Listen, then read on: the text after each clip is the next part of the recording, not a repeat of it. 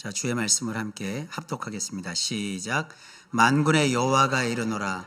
너희가 내 제단 위에 헛되이 불사르지 못하게 하기 위하여 너희 중에 성전문을 닫을 자가 있었으면 좋겠도다.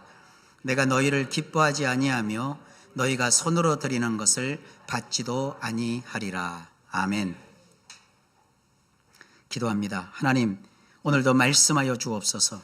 예수님 이름으로 기도하옵나이다. 아멘. 할렐루야. 저는 오늘 말라기 1장 10절 말씀을 가지고 닫힌 성전, 열린 교회라는 제목으로 하나님 말씀을 증언하려고 합니다. 기독교 신앙은요, 다른 그 무엇보다 성경이 가장 중요합니다. 종교마다 나름의 종교 활동을 위한 특별히 구별된 장소가 있고 또 그 터 위에 세운 신당이나 제단이 있습니다. 게다가 사람의 손으로 만든 인공물인 불상이나 그림 혹은 조형물 등 다양한 종교적 상징물을 가지고 있습니다. 그런 것들에 개개인이 치성을 드리면서 소위 종교생활 이런 것을 하죠. 하지만 우리 기독교 신앙은 그런 종교와는 그 형태, 모습, 방식이 완전히 다릅니다. 예를 들어 우리 교회가 크게 무슨 성과를 내고 많은 사람이 모이고 유명한 교회가 됐다고 해서 이것을 기념하여 교회 앞에 비석을 만들어 세우거나 이것에 공헌이 큰 사람의 동상을 만들어 교회에 설치하거나 이것을 우리가 자축한다고 교회에 어떤 형태를 바꿔버리는 것, 그런 거 하나님 볼 때는 아무 의미가 없고 그런 걸 해서는 안 된다는 뜻이기도 해요. 기독교 신앙에서 가장 중요한 것은 성경입니다. 교회당이 없어도 목사님이나 신부님 등 종교 예식을 집전하는 전문직 종교인이 없어도 거룩한 성화나 혹은 연기를 피우는 무슨 향로나 그저 소금물에 지나지 않지만 성수라고 부르는 물질이 없어도 무슨 엄청난 인파가 몰리는 큰 규모의 집회나 일정 기간을 정해놓고 온갖 정성을 다 기울여 드리는 특별한 기도 모임을 별도로 갖지 않아도 기독교 신앙을 가지거나 유지하는데 아무런 문제가 없습니다. 하지만 다른 그 모든 것이 다 넉넉히 갖춰져 있어도 이 성경이 없다면 이런 성경 없는 기독교 신앙은 아예 성립되지 않습니다. 그러므로 기독교 신앙을 가진 사람은 반드시 이 성경에 대한 지식을 가지도록 힘쓰셔야 합니다. 성경의 구조를 보면 크게 구약과 신약으로 나뉘어져 있죠. 구약과 신약 그 사이에는 그 시간 차이가 장장 400에서 500년 정도가 납니다. 400에서 500년 정도의 기간이라면 한 나라나 왕국이 건립되어 유지되는 일개 국가의 수명에 해당하는 아주 긴 세월입니다. 조선시대도 한 500년 정도 되죠. 한 나라의 수명을 500년으로 잡는다면 우리 대한민국의 건국 기점을 1919년으로 잡을 경우 헌법에 나와 있으니까요. 이제 100년을 간 넘긴 대한민국은 신생국가와 다를 바가 없어요. 이 대한민국이라는 민주공화국 체제는 세계사의 흐름을 통해서 전망해 본다면 전쟁이나 천재지변이 일어나지 않는 한 앞으로도 한 300 내지 400년 정도 이 세상에서 대한민국이라는 이름으로 존속할 것입니다. 그러니까 대한민국 사는 사람들은요, 생각이 좀 밝고 건전하고 희망적으로 가지셔야 합니다. 어쨌든 그 긴 중간기를 지난 동안 하나님은 성경 시대의 흐름을 크게 바꿔놓으셨어요. 구약 성경 처음의 장은 창세기입니다. 그리고 시대의 흐름을 통해서 보면 구약 성경의 가장 마지막 책은 말라기입니다. 말라기는 사람 이름이에요. 창세기의 핵심 단어는 창세기 1장에서 하나님이 6일에 걸쳐서 세상을 창조하신 다음 그 모든 것에 복을 주셨다는 말씀에 나오는 이 복이라는 단어입니다. 복이라고 번역한 이 단어는요, 우리식으로 쉽게 풀어져 다시 말하자면 잘되다, 아름답다, 행복하다, 아주 좋다, 칭찬하다, 노래하다, 그런 뜻이에요. 그러므로 하나님께서 해와 달과 별을 비롯하여 온 우주 만물을 창조하신 이유와 목적은 매우 분명합니다. 복을 주시기 위하심입니다. 지금 우주라는 자연 생태계 안에서 인생이라는 것을 살면서 우리가 겪고 있는 이런 불행 가득한 삶의 모습은 이게 정상이 아니라는 거죠. 우리가 겪는 이런 불행한 삶, 우리가 생각하는 이런 천재지변이 가득한 각종 재앙이 빈번하는 이런 세상의 모습과는 전혀 다른 모습으로 하나님은 천지 만물을 창조하셨어요. 별들 사이에 일정한 규칙이 있어 서로 충돌하지 않게 하시고, 꽃들은 향기를 발산하고 새들은 노래하고 물고기들은 즐겁게 물속을 왔다 갔다 하고, 자연 경관은 장관을 이루며 아름다움을 한껏 발산하면서 모든 존재가 행복감을 느끼며 서로 잘 지내는 그런 세상을 하나님이 만드셨어요. 이런 세상을 하나님이 나중에 회복하십니다. 그 회복한 세상을 이사야서에 기록하기를, 어린이가 그 독사굴에 손을 놓고 장난을 쳐도 물리지 않고 사자와 어린 양이 즐겁게 함께 뛰어노는 그런 세상을 하나님께서 복원하신대요. 얼마나 놀랍고 아름답습니까? 개인이나 국가가 서로 미워하면서 여러 이권을 놓고 욕심껏 싸우는 그런 전쟁도 없고, 치열한 인생의 생존 경쟁도 없고, 죽음도 없고, 곡하는 것이나 아픔도 없는 그런 궁극의 즐거움과 기쁨이 넘치는 그런 세상을 하나님이 애초에 만드셨어요. 그랬던 하나님의 계획과 의도가 하나님의 창조의 면류관, 그러니까 인간을 하나님이 지으셨을 때 인간은요, 키워드예요. 키워드. 열쇠와 같은 거예요. 인간이 모든 우주의 중심 존재로 만드셨어요. 인간이 잘 돼야 온 우주가 잘 되고, 인간이 잘못되면 온 우주가 망가지는 그런 체제로서의 그 하나님이 인간을 만드셨다고요. 그래서 인간은 그런 의미에서 창조의 면류관이에요. 이런 창조의 면류관인 인간이 사탄의 유혹을 받아 그 유혹에 넘어가서 타락을 해요. 그러자 온 우주에 엄청난 참변이 발생해요. 그게 뭐냐? 죄가 세상 속으로 들어온 거예요.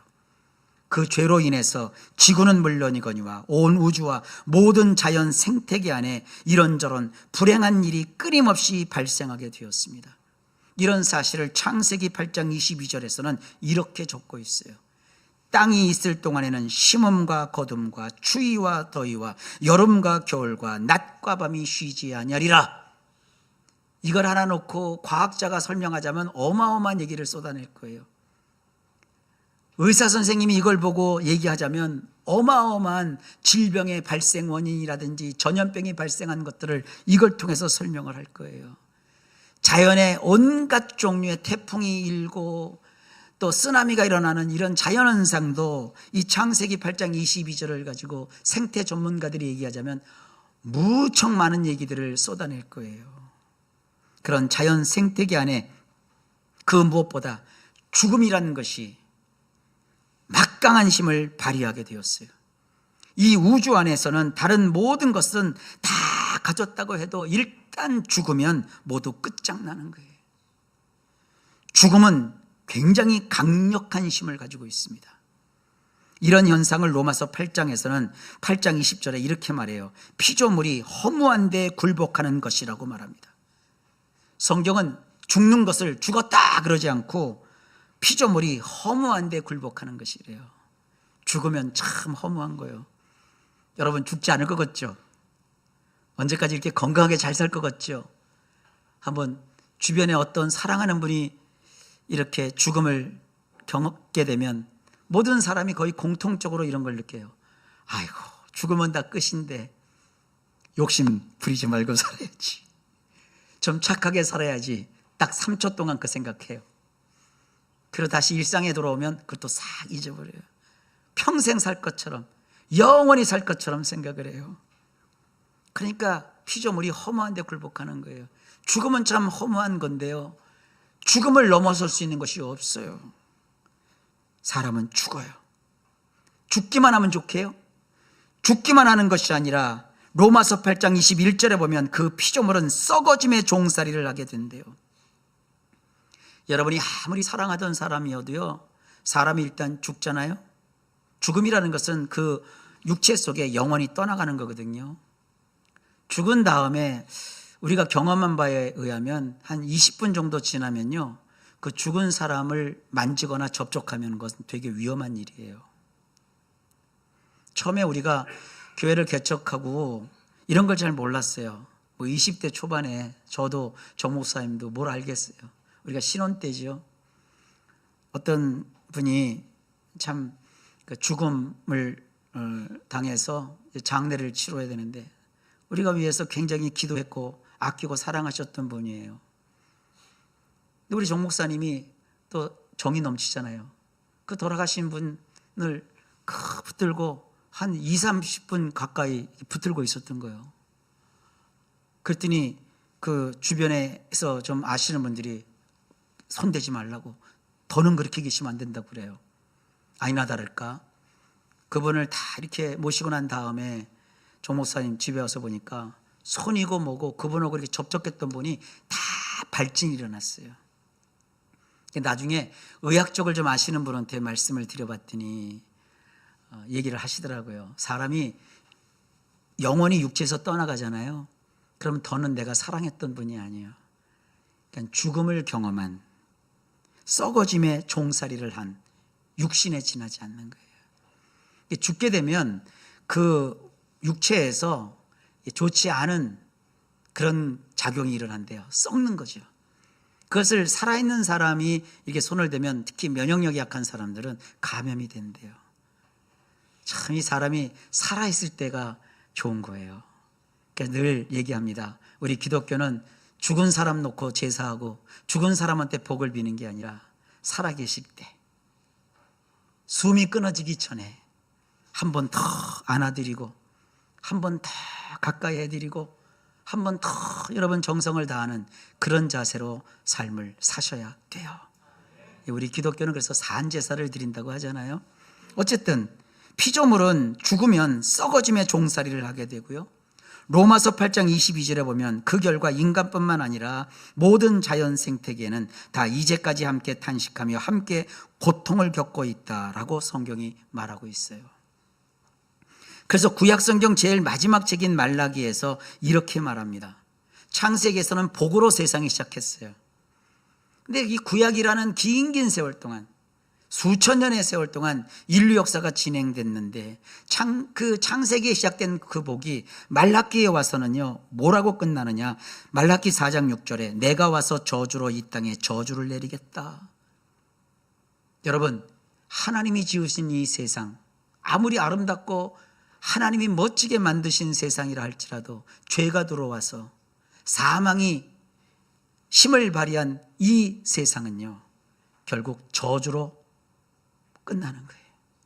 하나님 없이 사는 인생은 인간이 노력해서 복을 다 쌓아놓은 것 같아도 하나님 없이 사는 인생은요, 저주로 끝나는 것이 성경, 이 두꺼운 구약 성경 전체의 확실한 메시지예요.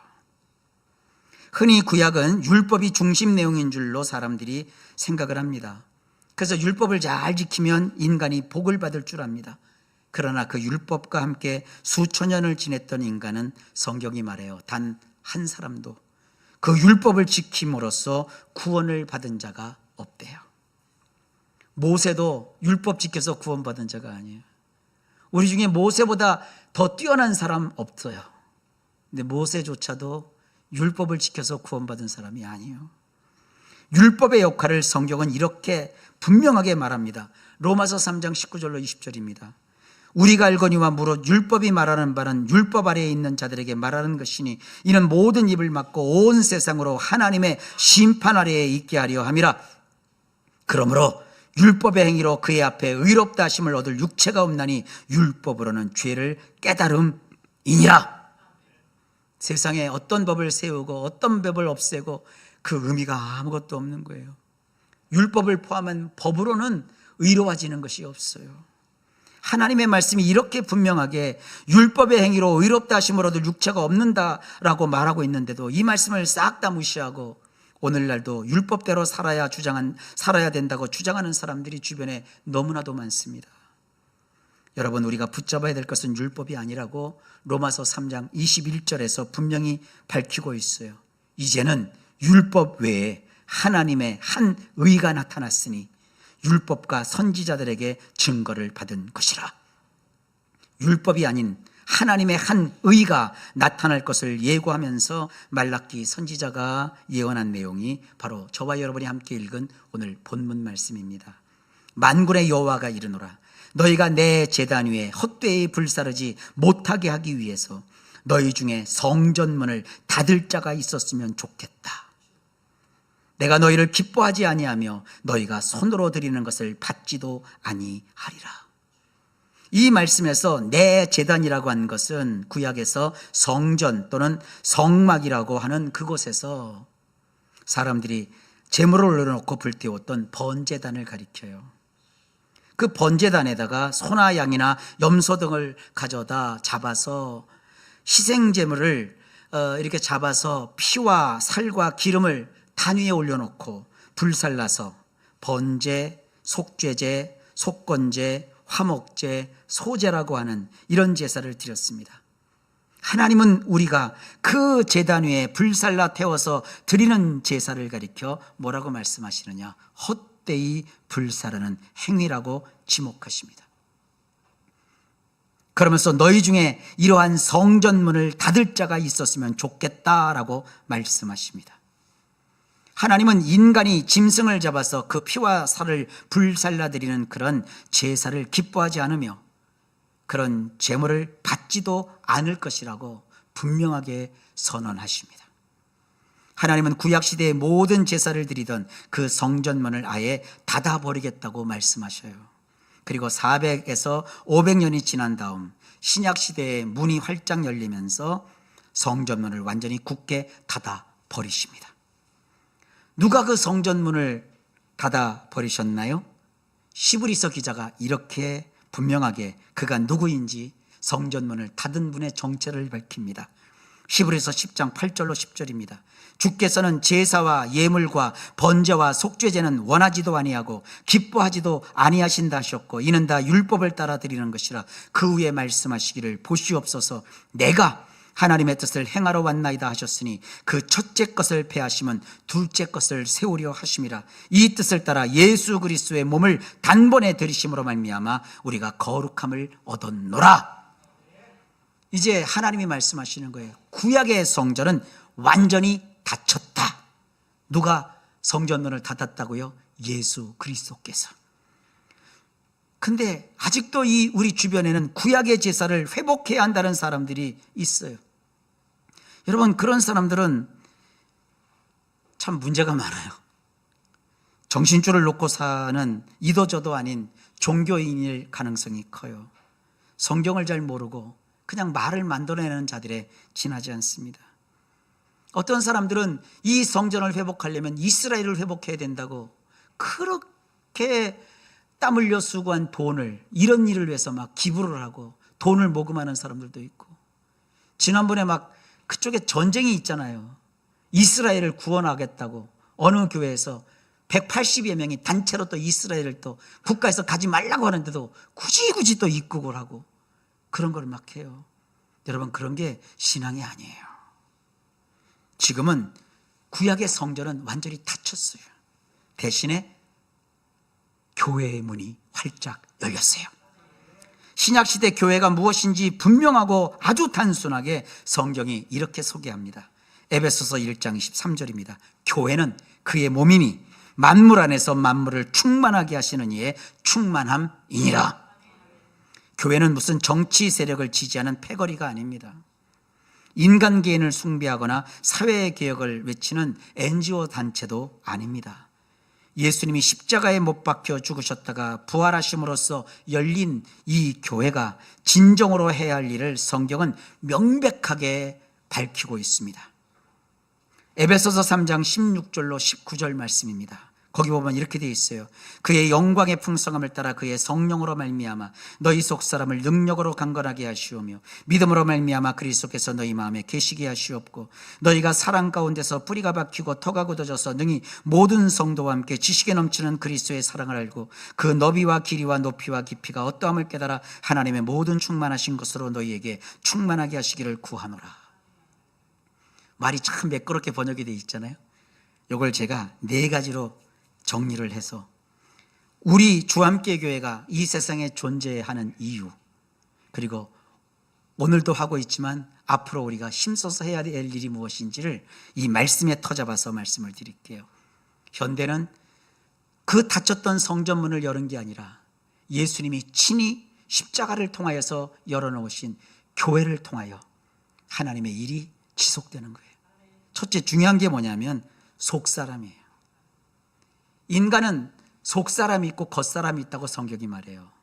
이게 이중인격을 말하는 게 아닙니다. 무슨 해리성 장애를 얘기하는 게 아니에요.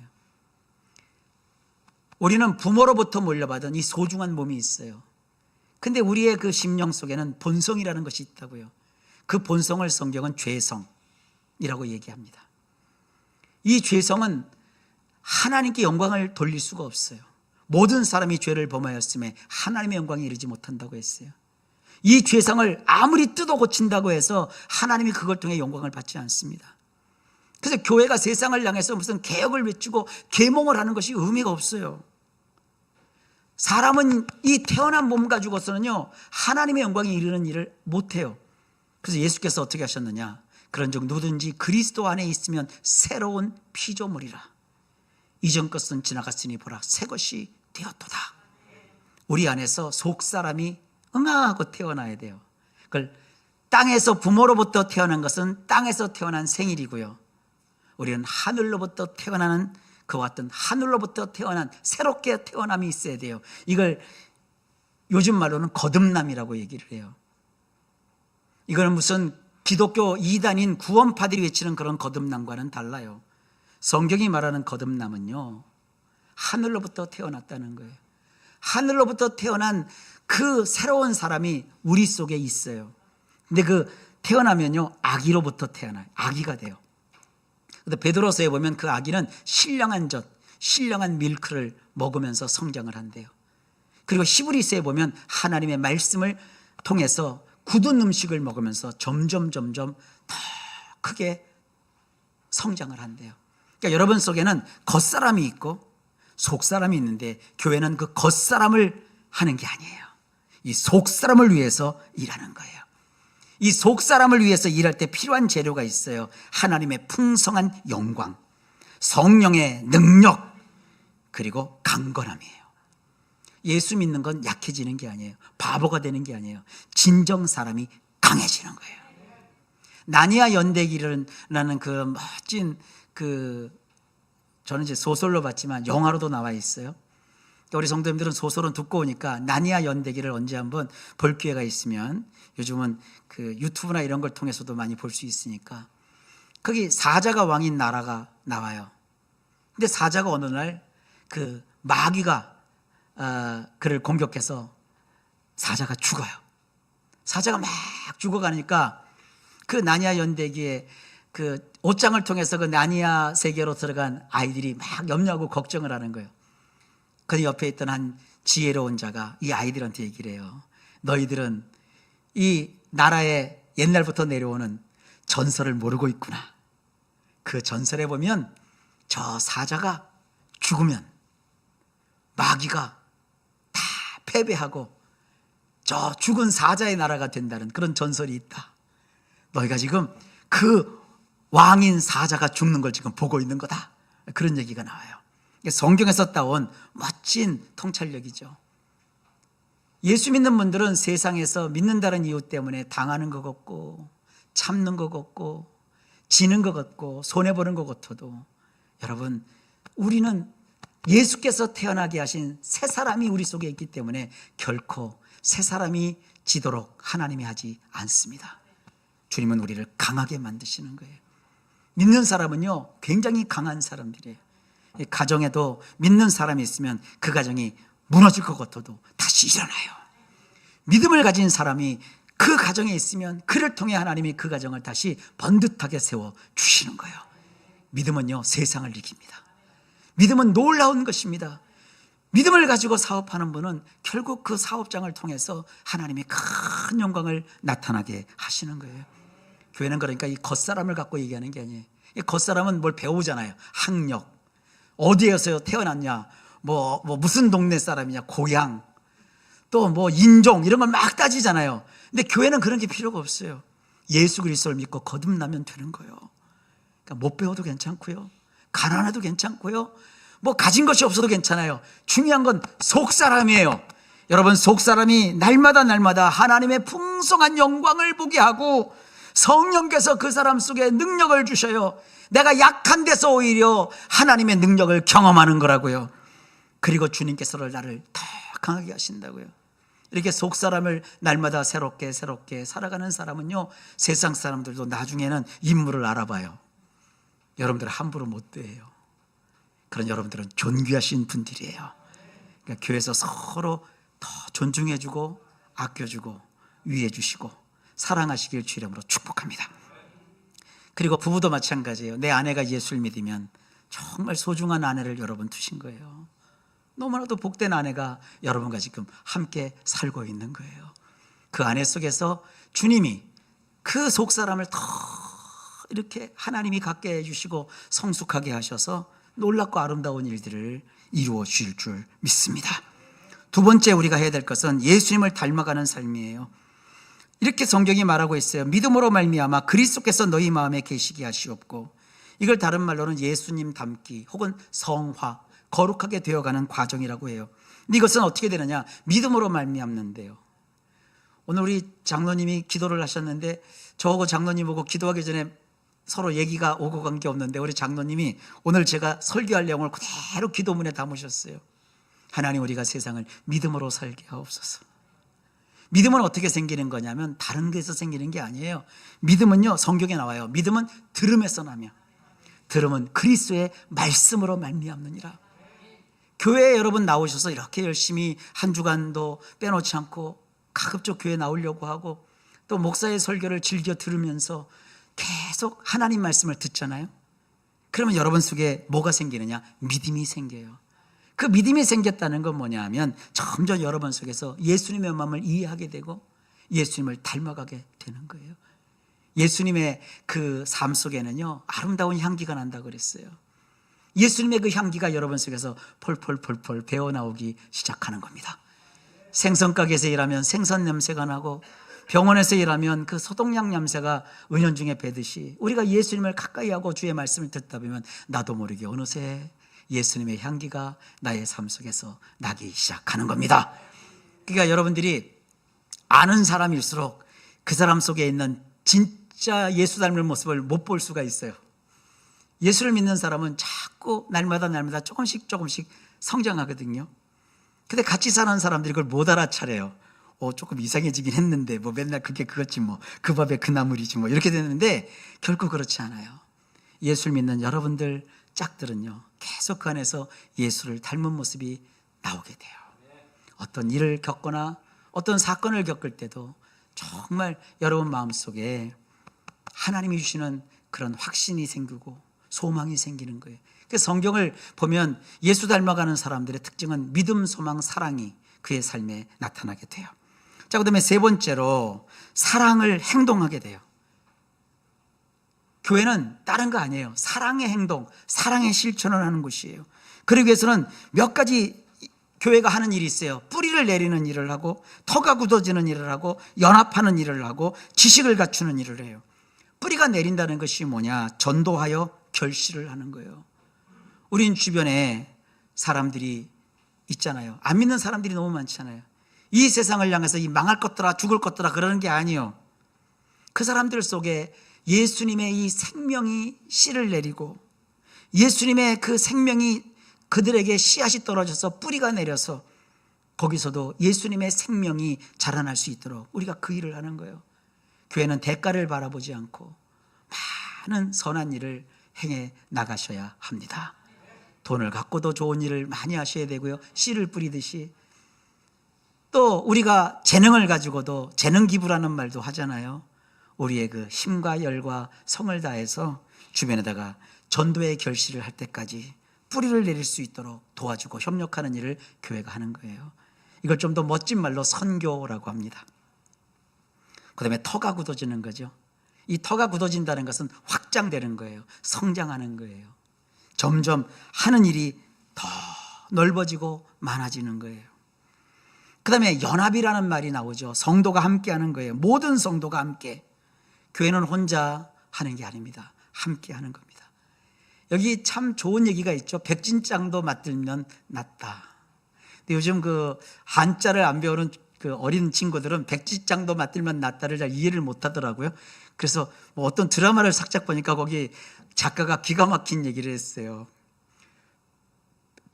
백장의 종이도 나누면 가볍다 이렇게 생각하더라고요. 그 백지장은 백장의 종이로 애들이 이해를 하더라고요. 백지장도 나누면 가볍죠. 예, 맞아요. 백장의 종이도 50장씩 나누면 좀 더 가벼워지겠죠. 어쨌든 뭐 뜻은 통하면 되니까. 교회는 그거예요. 우리 혼자는 많은 사람을 못 도와줘요. 제가 늘 지나가면서 얘기하지만 그것을 하나님이 현실로 삼아 주실 거예요. 만약에 하나님이 우리 교회에 우리 성도님들을 많이 붙여주셔서 우리 성도님들이 같이 예배드리는 성도들이 기천명이 된다고 해봅시다. 근데 어떤 이제 그 데서 몇 명의 아이들을 심장병을 수술을 해줘야 됩니다. 근데 수술비가 한 5천만 원이 들어갑니다. 이렇게 누가 했다고 합시다. 근데 그 누가 돈을 대주는 사람이 없으니까 심장병 어린이는 수술하면 다 낫잖아요. 근데 수술할 수가 있는 여력이 안 되는 거예요. 근데 교회가 그런 걸 하는 거죠. 그래서 교회에 그런 것을 돌보는 위원들이 있어갖고 장로님들을 위시해서 뜻맞는 성도님들이 이런 우리 교회는 정기적으로 한 달에 한 번씩 심장병 어린이들을 살리는 일을 합시다. 그 교회 앞에 광고를 하는 거예요. 성도님들 오늘은 저녁 예배, 오후 찬양 예배 때는 우리가 이 어린아이들을 돕는 특별한 헌금을 합시다. 그러면 성도들이 뭐 1,000만 원, 2,000만 원 내면 좋죠.